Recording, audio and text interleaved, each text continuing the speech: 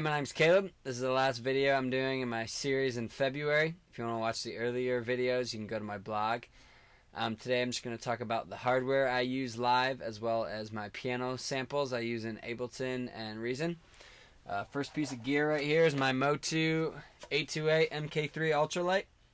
On the front, on-off switch and volume control, and then pad and some other functions. I mostly only use the pad and the volume because I'm using this just for my live interface. If I want to mess with audio, I just do that within live. On the back here, you can see my inputs and outputs. Plenty for my stereo keys, stereo loops, and click, and maybe some other sends if I want to use them.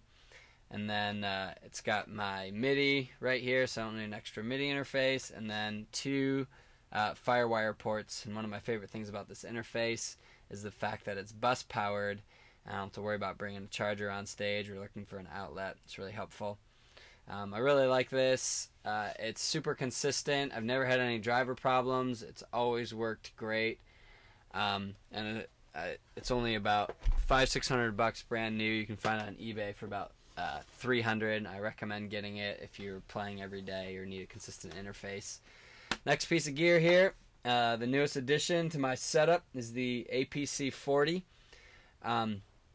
Right here you can see initially I got all these sweet looking buttons over here. This is my clip launch grid. It corresponds to my clips over here in Ableton. I don't know if you can see on the camera, but right here there's a red box all the way around, and all the loops within here on my computer correspond with the loops over here on my clip launch grid. And so all the orange ones are loops that are right there. All I have to do is hit them and they turn green when they're activated. And then I have my, you can stop the clips, you can activate the track, you can solo it, arm it. Right here is just faders to turn it up and down. And then over here on this side I have different track control features. Pan, you can send them to different auxiliaries and to put effects on them, and then some device control for the individual effects in live, as well as a bank select, a tap tempo, some knobs over here for the click, and then a crossfader, stop, start, record. All in all, I really like this controller. It's really simple, really easy to use. It's designed specifically for Ableton.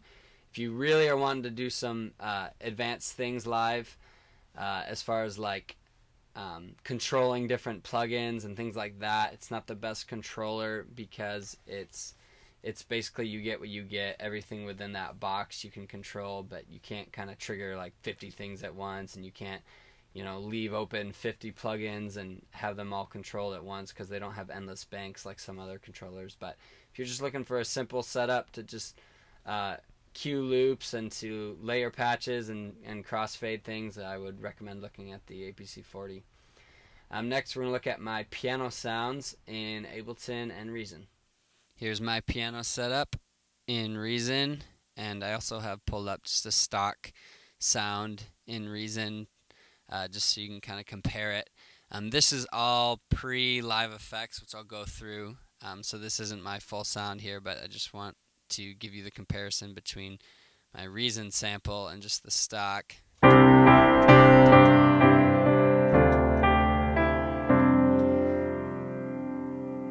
That was my sample. Now here's the stock sample.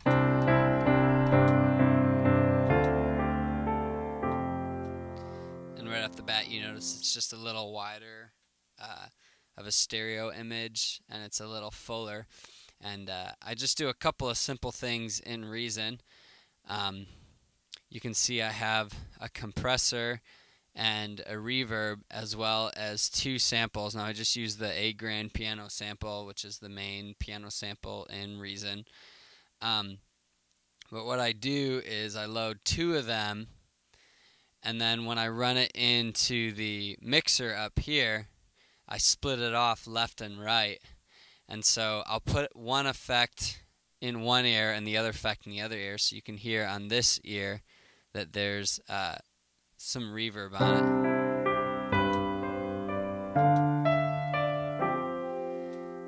And now if you hear this ear, you won't hear reverb. but you'll hear some compression on it.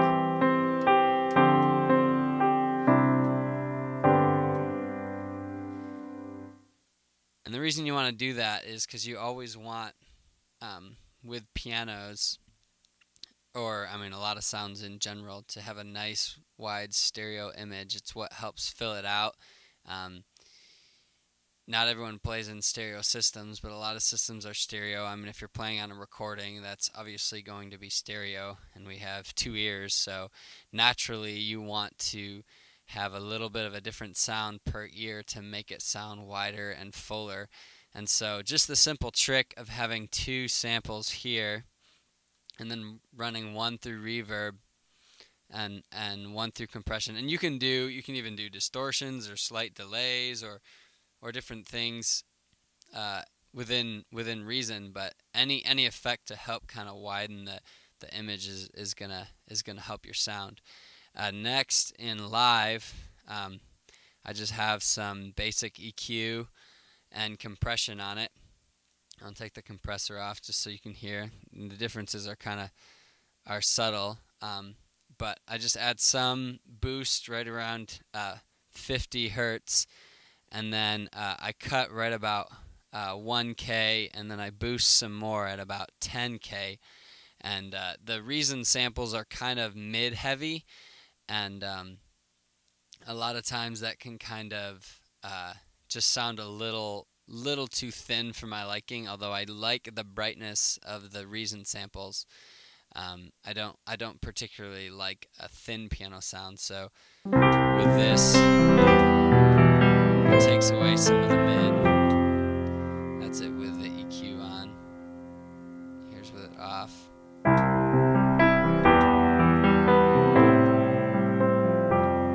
Again, the difference is subtle, but you can tell a little bit more even on the high end if I'm just playing a couple notes up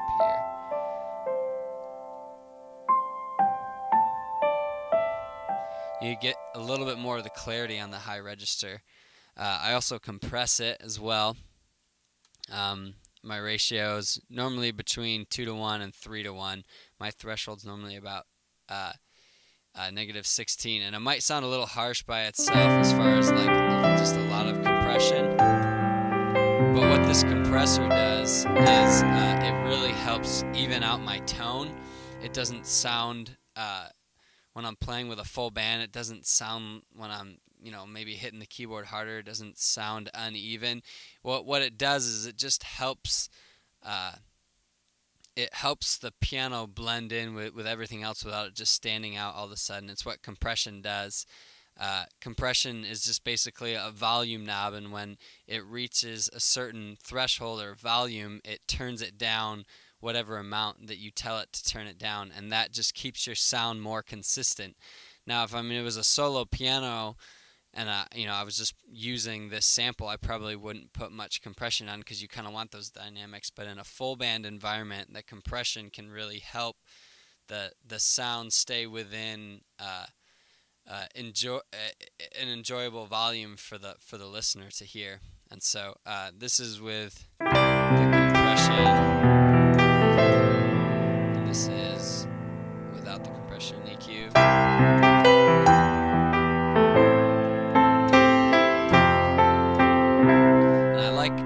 Both sound just kind of playing here in my little studio room, but when I'm playing live, it really helps to have that little bit of EQ and compression boost.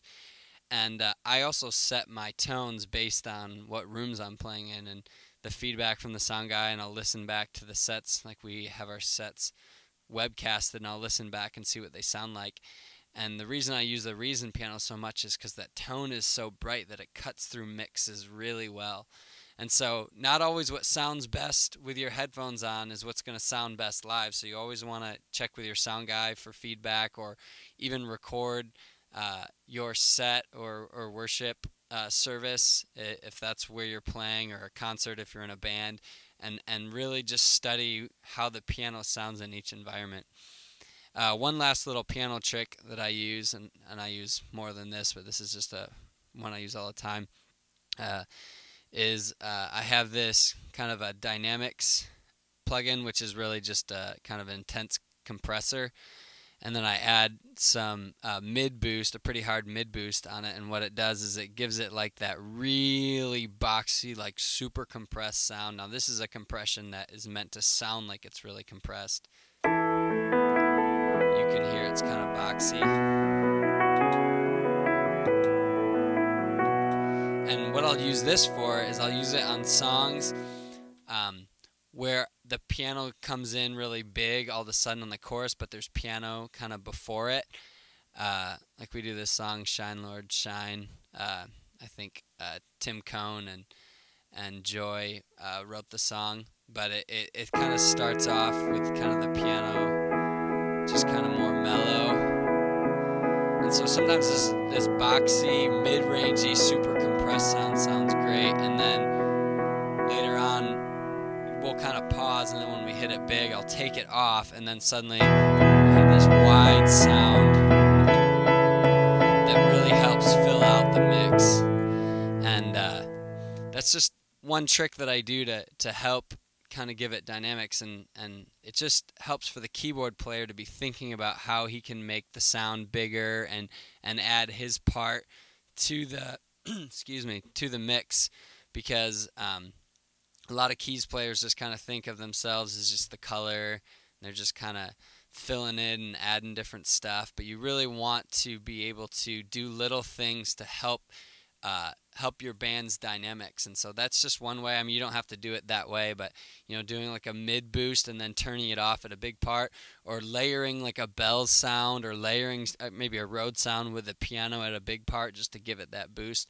Those are the things that are going to help the full mix sound great. So that is pretty much it. Thanks for watching the video and for watching the videos I did this month. I'm hoping to do more soon, but honestly these 5 videos kind of kicked my butt a little bit, being not very good at media like I am. So give me a little time, but I am going to still post every Friday. I'm going to do some articles and some album reviews and things like that. So as always, feel free to leave your comments.